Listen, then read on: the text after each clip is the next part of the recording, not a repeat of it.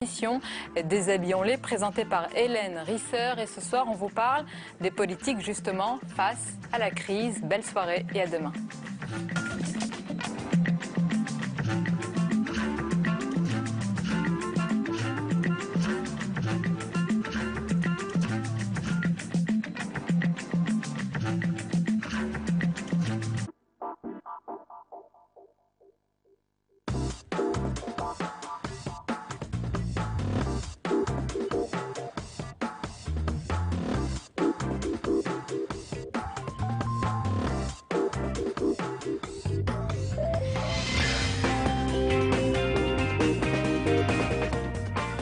Je ne juge pas, je ne critique pas, je décris un phénomène. Vous comprenez bien.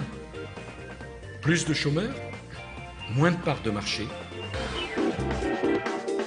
L'explication de la crise appelle des exercices de pédagogie parfois un peu acrobatiques. Faut-il dramatiser au risque de faire peur, rassurer au risque de paraître peu crédible, s'exonérer en invoquant la crise mondiale ou culpabiliser les Français sur le niveau de la dette?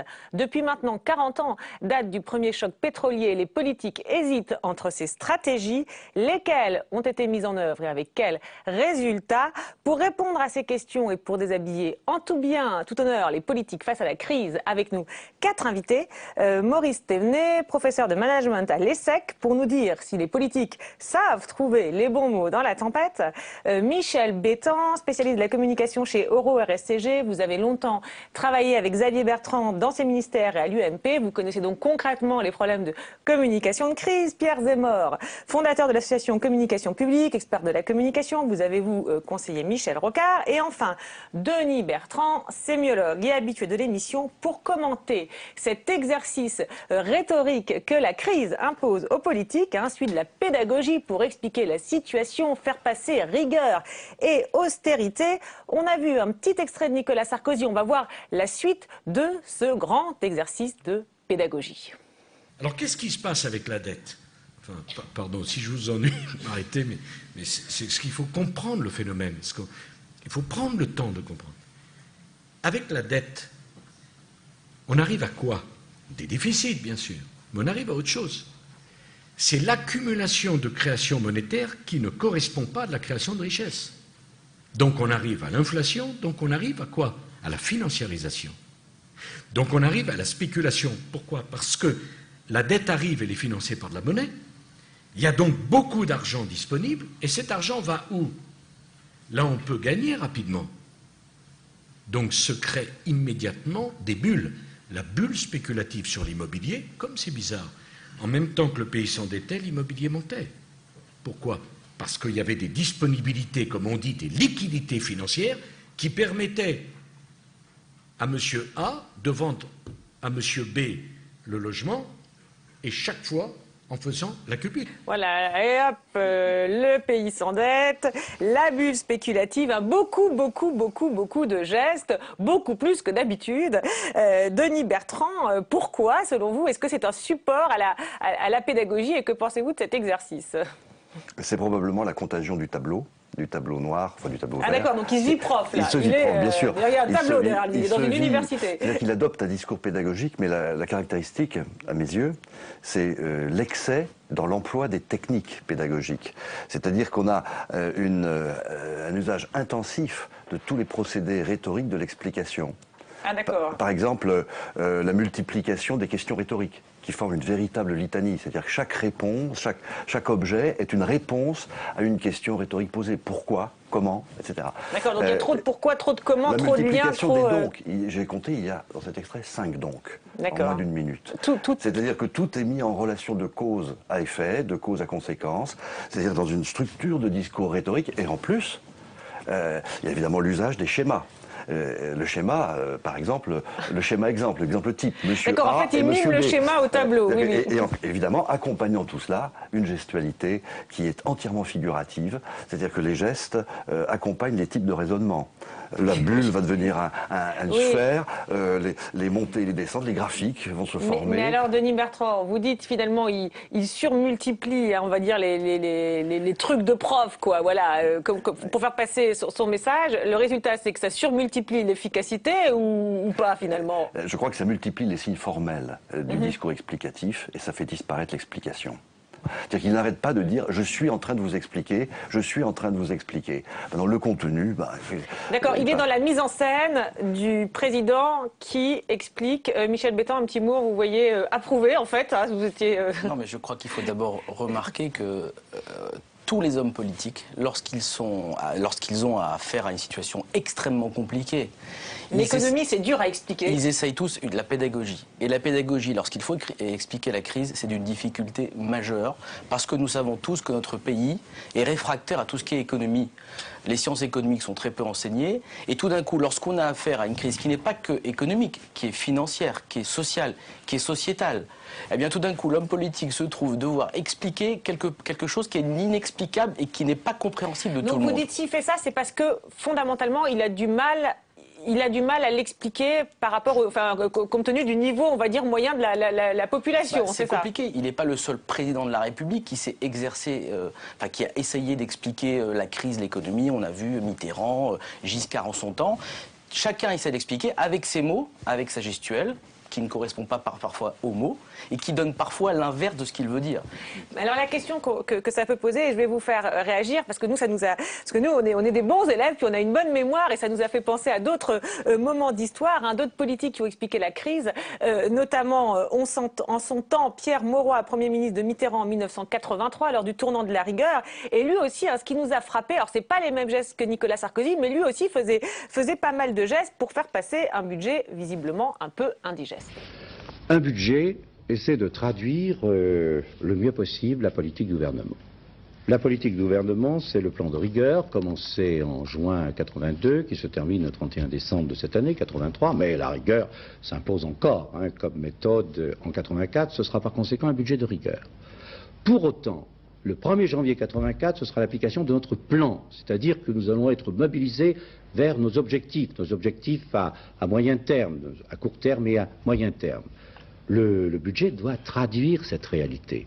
Il ne s'agit pas de faire un budget qui soit un budget de dynamisme, qui soit un budget d'espoir, qui soit un budget qui ait du muscle, comme on dit un peu vulgairement. C'est pourquoi nous avons croisé ce budget avec les programmes et objectifs que nous étions donnés dans le plan qui a été présenté en juin dernier à l'Assemblée nationale.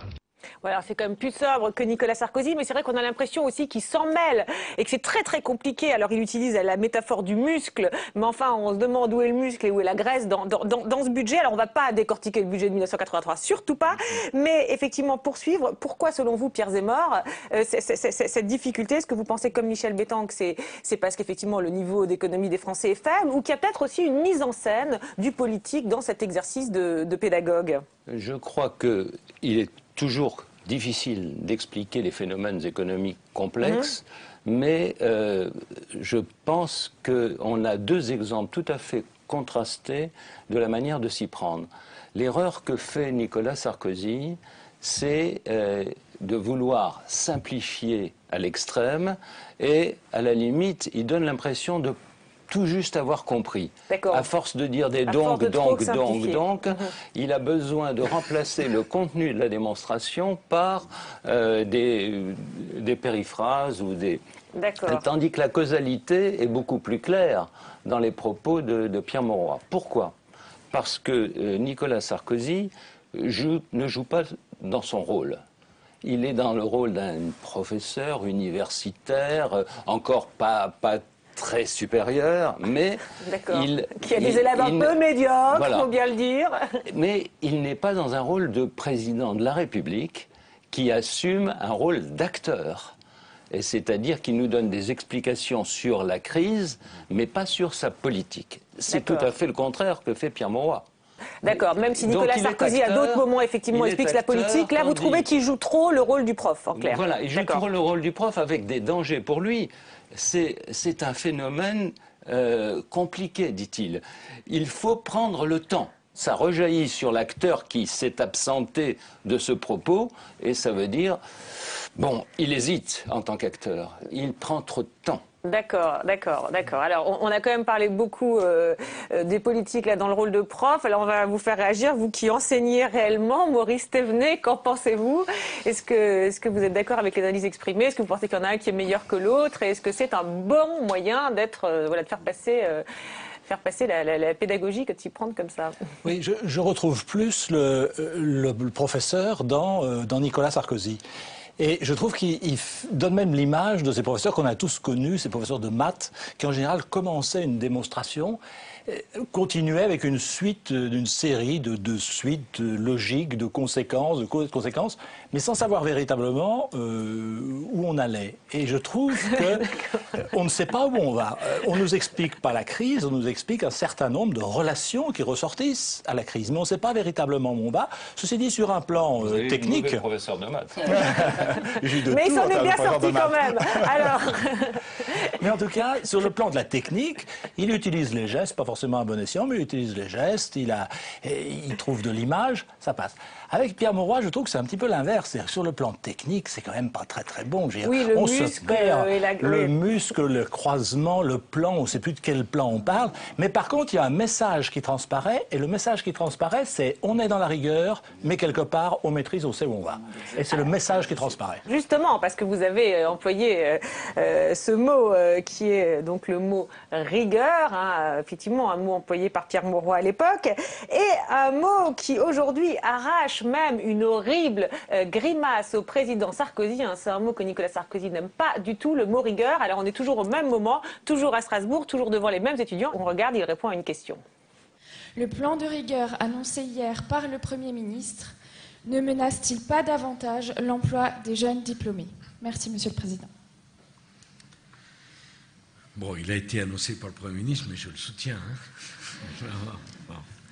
Hein. Un mot d'abord sur question de vocabulaire. Je sais bien, c'est dans la presse et partout, rigueur. Qu'est-ce que la rigueur? En Espagne, ils ont baissé les retraites de 5%, ils ont baissé les salaires des fonctionnaires de 5%, ils ont demandé aux enseignants de travailler 2 heures de plus. En Irlande, ils ont diminué les traitements de 10%. En Allemagne, ils ont gelé les retraites pour 3 ans. Donc geler, ça veut dire diminuer. J'aimerais qu'en France, on ait une compréhension du vocabulaire plus apaisée. Une compréhension plus apaisée. Il récuse le mot rigueur, mais il n'en propose pas d'autre à la place. C'est pas le cas de François Fillon, qui lui a toute une palette de vocabulaire. On l'écoute lors de la présentation du 2e plan qu'il n'appelle pas de rigueur. Désormais, nos concitoyens sont conscients des risques que font peser les déficits et l'endettement sur notre vie et sur notre avenir. Le mot de faillite n'est plus un mot abstrait. Notre souveraineté économique, financière et sociale exige des efforts collectifs et prolongés, et même quelques sacrifices. Notre pays ne doit pas être condamné un jour à mener une politique imposée par d'autres. Et je veux dire aux Français que l'effort budgétaire et financier d'aujourd'hui est un choix que nous faisons pour la nation et pour les générations à venir. Faillite, effort, sacrifice, il ne manque que le mot rigueur, un mot qu'il lâchera quelques jours plus tard sur le plateau de France 2 en réponse à une question. On écoute. Vous êtes en train de nous dire qu'il n'y aura pas de 3e plan de rigueur. C'est décidé? Il n'y aura pas de 3e plan de rigueur pour d'abord une première raison, c'est que... Voilà, c'est très court et il a dit il n'y aura pas de 3e plan de rigueur. Sous-entendu, il y en avait bien 2 premiers. Alors on a vu la grimace de Nicolas Sarkozy au mot rigueur. Et puis là, lui qui finalement finit par le lâcher. Est-ce que c'est grave d'employer ce mot de rigueur? Je me tourne vers vous, spécialiste de la communication. Mais non, mais il faut juste comprendre quelque chose, c'est que les hommes politiques ont associé des mots à des défaites électorales. D'accord, donc rigueur, c'est associé à la défaite de Mitterrand. À partir de là, quand vous prenez l'histoire de notre vie politique, il y a plein de mots comme ça. Le mot rigueur utilisé pour la première fois par Pierre Mauroy et François Mitterrand, pas sous la même formulation d'ailleurs, c'est très intéressant. En 83, les municipales défaites.